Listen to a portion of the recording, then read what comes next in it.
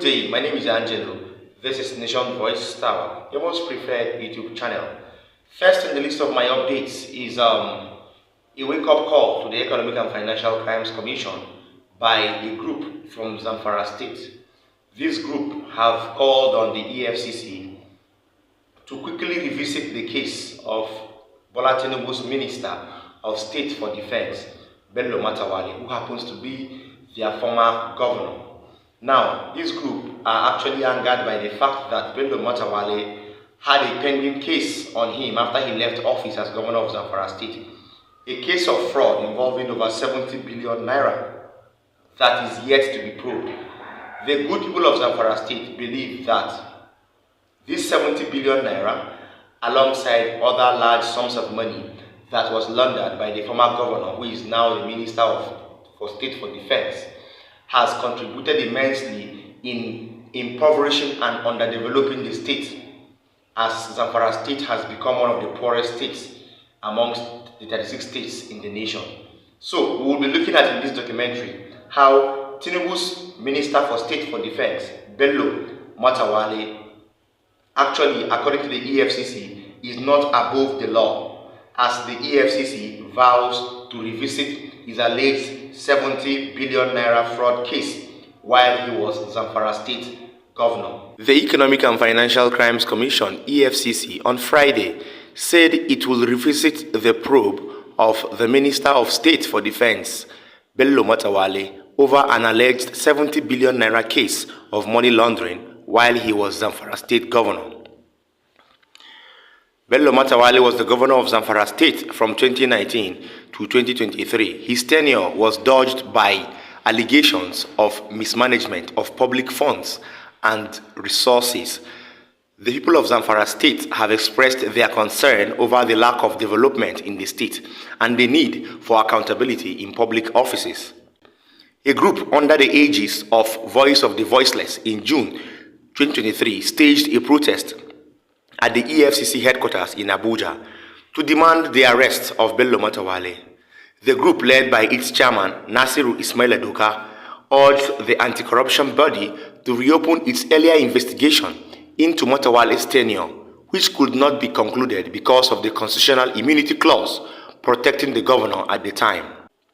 The EFCC had noted that the money, which was sourced as a loan from an old generation bank, purportedly for the execution of projects across the local government areas of the state, was allegedly diverted by the former governor through proxies and contractors who received payments for contracts that were never executed. The Commission's investigation further revealed that several companies had received payments from the funds with no evidence of service rendered to the state. However, the Zamfara Alternative Forum on Friday stormed the EFCC headquarters in protest, urging the EFCC to revisit the probe of Bello over alleged money laundering during his tenure as the state governor. This will further serve as a deterrent to others considering engaging in corrupt practices in public offices, especially in addition to what happened to the humanitarian minister.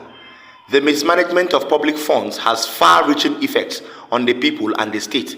It leads to a lack of development, loss of revenue, and a decrease in the quality of life for the people. The EFCC, through its spokesperson, reassured the people of Zamfara State that they should be rest assured that this case will be revisited because the EFCC believes that no case should be swept under the law. If you have done something wrong and our investigation is able to establish that you have a case, we will proceed with the matter, no matter what immunity you have at hand. No hiding place for Bello Matawale. Because you're a minister does not mean you will go unpunished. I hope that the anti-graft agency, the EFCC, will really find their law right this time around by indicting a sitting minister.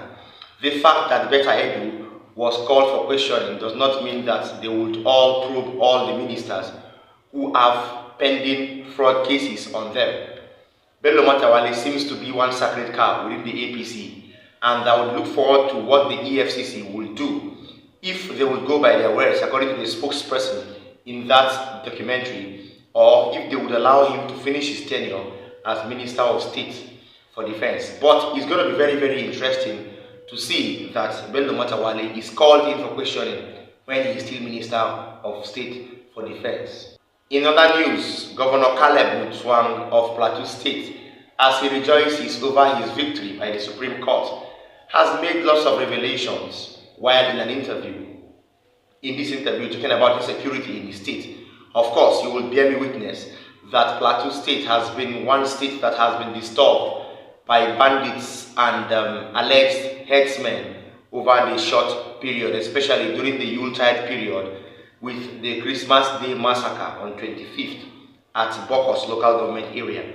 Over time, Plateau State has recorded a large sum of insurgency happening in that particular state for a while now. But according to Governor Caleb Mutswang, he feels that curbing the insecurity comes first from the government.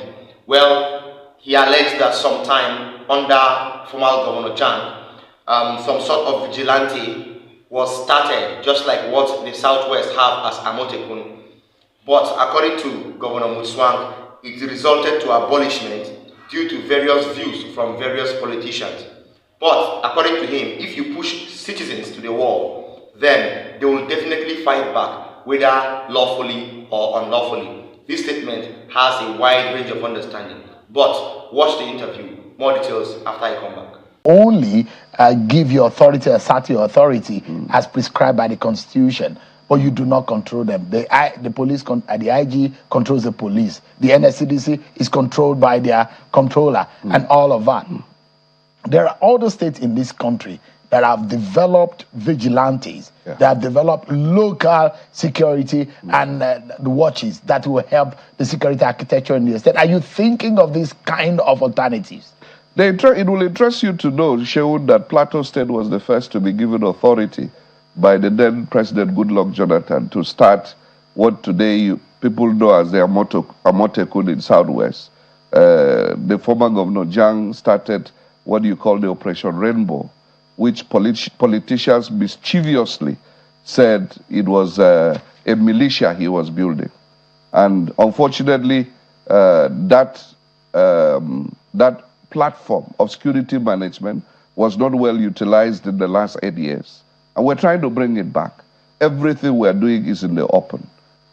We are trying to, like you said, mobilize the local vigilantes and hunters so that they can defend their communities. But we're doing it very transparently. We're getting the police and the civil defense to give them some trainings so that they can be able to safeguard their communities. If we don't do that, we're going to allow people to resort to self-help, which is dangerous. Do you think there is a competition for control of natural resources in your state? Oh, sure. Why not? It's natural, like you said it. Once there are resources, people will be interested in harnessing them. And if you don't do it lawfully, you will do it unlawfully. And those who are saying that there should be a law to allow some Nigerians to carry arms, to bear arms, to defend themselves. Do you think, if you see the pain of the people bearing a citizen in your state, do you think for a moment that there's a need for that kind of situation? Well, sometimes the call is inevitable, but as a governor, I will tell you that you cannot allow arms in the hands of people without some form of regulations. It is necessary to regulate.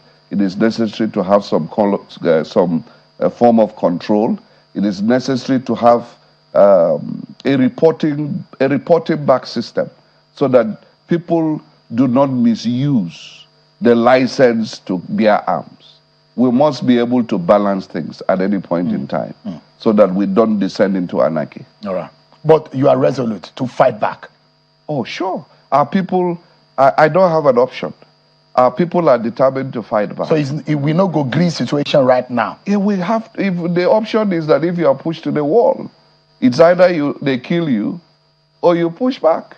There are no two ways about it. The people of Plateau say that resolute that they will not stand aloof and being killed by. No, certainly the people of Plateau, their spirits are not broken, of even despite the attacks that they have come under, and I can assure you, because of the confidence they have in people like us, and the confidence, therefore, they can have in government, they are waiting to see what government can do. But we are assuring them that government will not fail them, so that they do not take laws into their hands. On the final note, Governor, there are a lot of casualties, those whose fate were determined by the Court of Appeal, federal lawmakers, and all what have you. Yeah, the governor was right. When you push masses to the wall, especially when nothing is being done, especially when nothing is done about their welfare or their security, then masses will be forced to fight back, whether lawfully or unlawfully. Usually, people have been asking for permission to hold arms, but the governor is not in support of that. Yes, as the governor of the state, he is not, but he is not ruling out the possibility of the people of Plateau State fighting back for their lives and properties, if need be.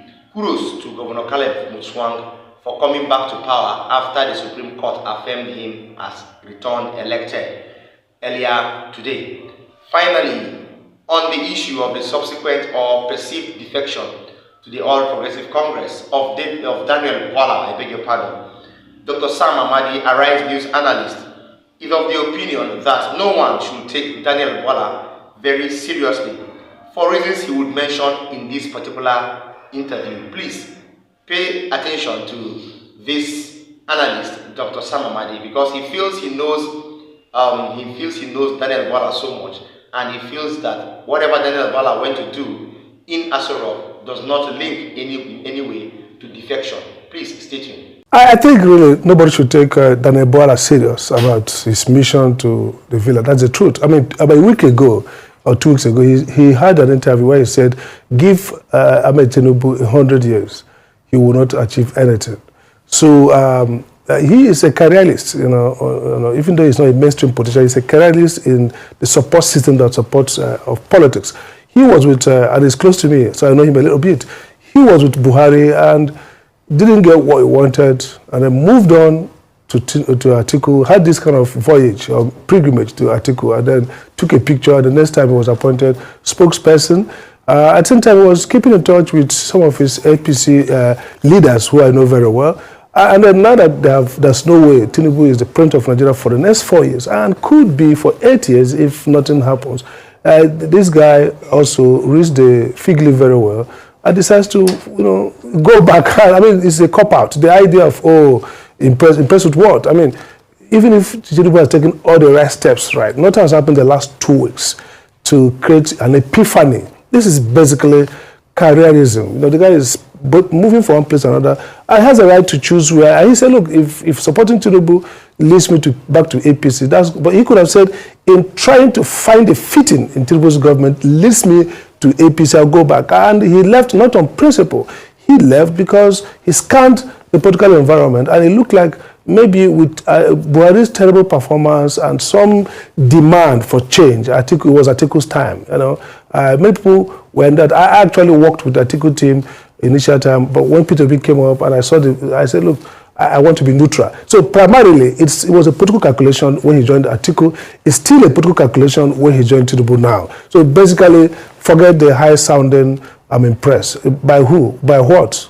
It's basically making the next move politically. Where do I go? And then nothing wrong in saying, look, I want to work with Tinubu's government because really 4 years is too long to just sit by issuing tweets. That's not what I want. That's a choice you can make, and that's the choice he has made, basically. So let's not beautify it with some kind of philosophic epiphany. I just saw something, wow, let's support. Yes, it's right to support Tinubu, the government, to achieve because this is the president of Nigeria. But that's not what has happened here. This is a political support system shifting his base and looking for where else he can, pet. All right, welcome back. So if you think that Daniel Bwala was planning defection, well, according to Dr. Sam Amadi, there is no sort of defection whatsoever that Daniel Bwala is planning to go into, all right? Because if you ask him, he feels that Daniel Bwala is just playing a sort of safe politics and cannot see himself defected to the APC yet, despite the fact that he came from the APC. I don't know if you get the point that Sam Amadi is trying to make there. Well, but I will tell you what, politics is an unexpected game. It's a game full of suspense, all right? So we will keep our fingers crossed to see what happens to Daniel Bwala in the coming months. Remember that he affirmed such statements until we saw him snap the Atiku Abubakar, and then he was announced as a spokesperson some few days later. So We fear, let's not hear this kind of case against Daniel Bola. Maybe after snapping with Bola Ahmed Tinubu, tomorrow we hear he has been made an advisor or a personal assistant. I wouldn't be surprised to hear that. So don't be surprised too. Thank you so much for staying this far. Please like and share our videos. Don't forget to drop comments for us in the comment section. Make sure you tap the subscribe button and follow Nation Voice Tower for more updates. See you next time. From me, bye.